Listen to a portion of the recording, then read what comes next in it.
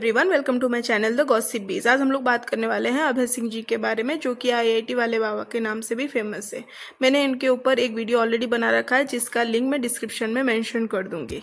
जब उनका सबसे पहला इंटरव्यू वायरल हुआ, जो इंटरव्यू ले रहे थे वो भी शॉक हो गए जान के कि ये इतना अच्छे से बात कैसे कर सकते हैं। क्योंकि जब सन्यासी या साधु की बात होती है तो लोगों को लगता है कि अनपढ़ ही होंगे और नशा ही करते होंगे, भीख मांग के अपना गुजारा करते होंगे। लेकिन जब ये स्पॉट हुए तब सबको पता चला कि अरे आईआईटी का बंदा यहाँ पे क्या कर रहा है। And this was shocking for everyone. Batuk Bhairav Raghav Madhav. फिर उनसे इंटरव्यू पूछे कि आप इतना हंसते क्यों रहते हैं, तो उनका जवाब ये था। क्यों रहते हैं?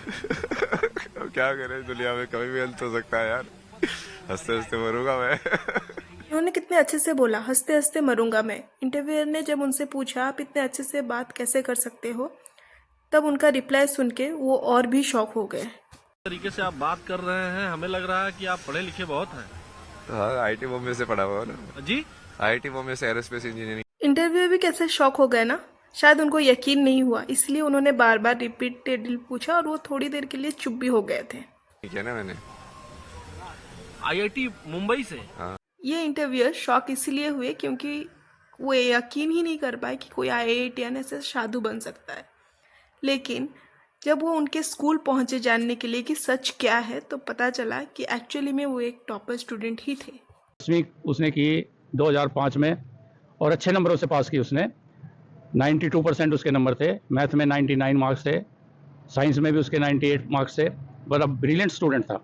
ऐसे ही बात करते करते ये भी पता चला कि अभय जी को फोटोग्राफी और फिल्म मेकिंग में बहुत इंटरेस्ट था, इसीलिए उन्होंने एमटेक इन डिज़ाइनिंग भी कर रखा था और उन्होंने कुछ अपना फिल्म भी बनाया था, जैसे कि भेड़ चाल और वही सवाल।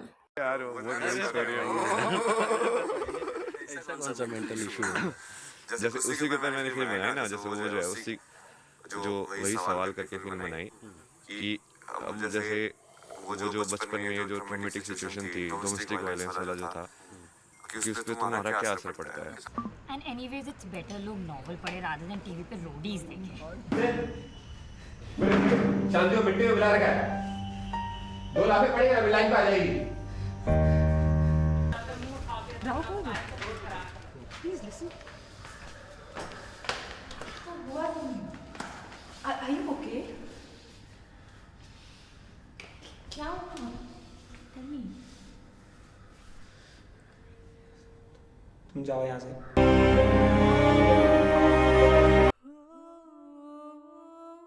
मम्मी पापा आपस में ना, अच्छा, तो ऐसे बच्चों के माँ बाप आपस में झगड़ा करते थे तो उसका असर हो गया। तो क्या असर। आपको समझ में आएगा कि क्यों अभय सिंह जी डिप्रेशन की ओर चले गए। बचपन से ही कांस्टेंट फाइट्स देखने के बाद शायद बच्चों के दिमाग में जो असर होता है वही हुआ है उनके ऊपर, और वो हर एक इंटरव्यू में ये खुलेआम एक्सेप्ट करते हैं कि उनके फैमिली के हालात जो थे और उनके पापा और मम्मी के कांस्टेंट फाइट के वजह से ही उन्होंने घर छोड़ा है। सत्य से नजदीक था, मतलब मृत्यु सत्य है ना। बहुत सारे इंटरव्यूज़ में वो ये भी बोलते हैं कि शिव ही सत्य है और शिव जी को वो बहुत मानते हैं। एक इंटरव्यू ने उनसे अपनी लव लाइफ के बारे में भी कुछ क्वेश्चंस पूछे, तो ये रहे थे उनके आंसर्स। साल का जो आईआईटी में यही वजह है, वो फीलिंग खत्म हो गई, मतलब। और वो सिर्फ उसके लिए नहीं, वो जिंदगी की तरफ ही फीलिंग खत्म हो गई थी। Because of his parents constant fight उनका जिंदगी की तरफ ही नहीं बल्कि रिलेशनशिप की तरफ भी भरोसा टूट गया था, तो इसलिए वो शायद शादी नहीं करना चाहते थे। जिस बात को लेके उनका और उनके गर्लफ्रेंड के बीच में कुछ मिसअंडरस्टैंडिंग हुआ होगा और इसीलिए उन दोनों का ब्रेकअप हो गया था। Way he talks and smiles in every interview shows his personality. ऐसे नहीं लगता है कि कोई नशेड़ी या फिर अनएजुकेटेड लोग बात कर रहा है, ऐसे लगता है कि एक्चुअली में कोई आईआईटीएन आया है और वो बात कर रहा है अबाउट स्पिरिचुअलिटी।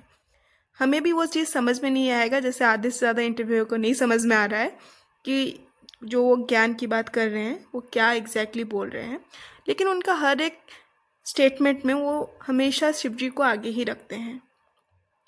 ऐसे इंटरेस्टिंग फैक्ट्स के लिए मेरे चैनल को लाइक शेयर सब्सक्राइब करना मत भूलिएगा। बाय।